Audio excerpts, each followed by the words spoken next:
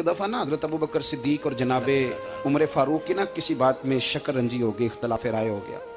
तो जनाबे उमर ज़रा डाढ़ी तबीयत के बंदे थे, डांट दिया अबू बकर सिद्दीक को। तो सिद्दीक एक बार नरम बंदे थे, माड़े दा की काम मोहम्मद नस जाना या रोना। तो वो गा के ना तो पहले घर रोए, फिर हुजूर के पास चले गए।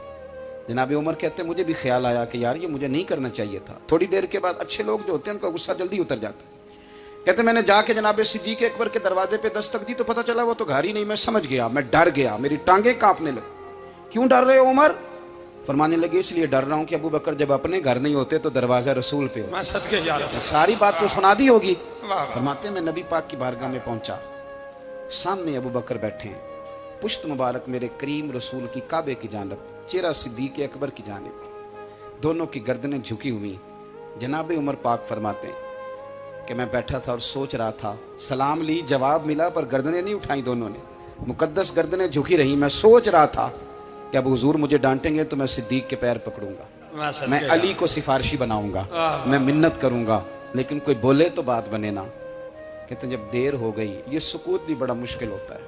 ओहो, अगर कभी वो चुप कर जाए तो ये भी बड़ा मसला है, महबूब भी चुप कर जाए।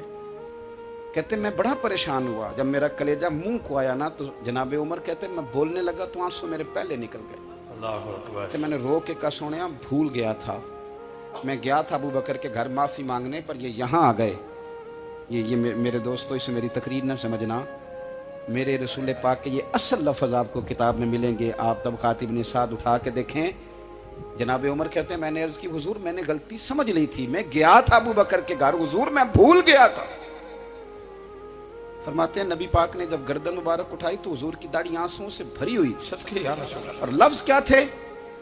फरमाया उमर तुम मेरी खातर मेरे अबू बकर को माफ नहीं कर सकते थे?